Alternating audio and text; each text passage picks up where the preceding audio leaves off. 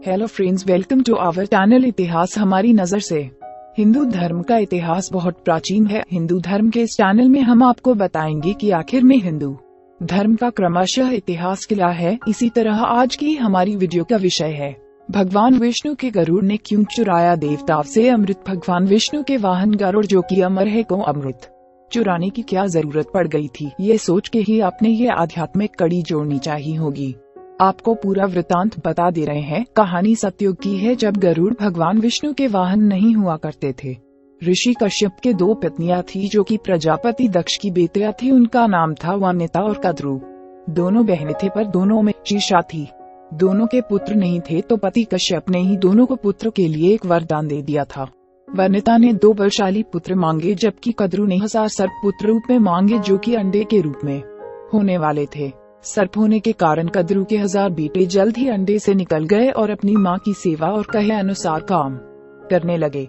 दोनों बहनों में शर्त लग गई थी कि जिसके पुत्र बलशाली होंगे हारने वाले को उसकी दस्त स्वीकार करनी होगी। इसी जल्दी में वनिता ने एक अंडे को पकने से पहले ही फोड़ लिया। अंडे से अर्धविकसित बच्चा निकला जिसका ऊपर का शरीर तो इंसानों का था पर नीचे से वो अर्धविकसित था। वो बाद में अरुण के नाम से जाना गया। अरु सूर्य के साथ ब्रह्मांड का तारा बन गया। भय से विनीता ने दूसरा अंडा नहीं फोड़ा और पुत्र के भाग जाने के कारण शर्त हार गई और अपनी छोटी बहन की नौकरानी बनकर रहने लगी। काफी लंबे अरसे बाद दूसरा अंडा फूटा और उसमें से गरुड़ निकले जिनके इंसानी रूप में पंख लगे हुए थे।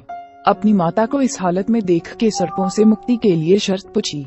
सर्पों ने विनीता की दास्ता की मुक्ति के लिए अमृत मांग लिया तो गरुड़ स्वर्गलोक की तरफ तुरंत निकल पड़े।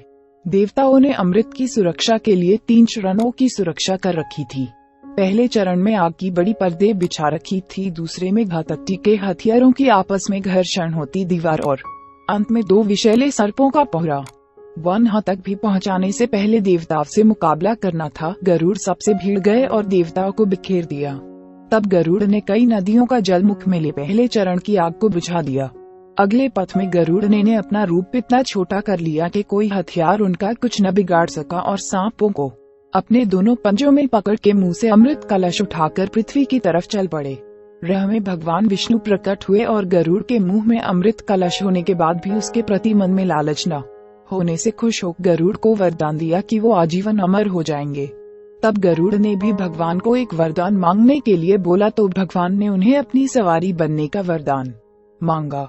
तब से गरुड़ सवार कहलाते हैं। श्री हरि विष्णु इंद्र ने भी गरुड़ को वरदान दिया कि वो सांपों को भोजन रूप में खा सकेगा। इस पर गरुड़ ने भी अमृत सकुशल वापसी का वादा किया। गरुड़ ने सर्पों को अमृत सौंप दिया और जमीन पर रख दिया।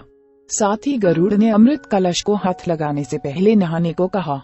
जब वो नहाने गए तो इंद्र अमृत वापस ले गए, पर कुछ बूंदे जमीन पर लगी घास पर रह गई जिसके लिए सर्प झापट पड़े पर उनके हाथ कुछ न लगा।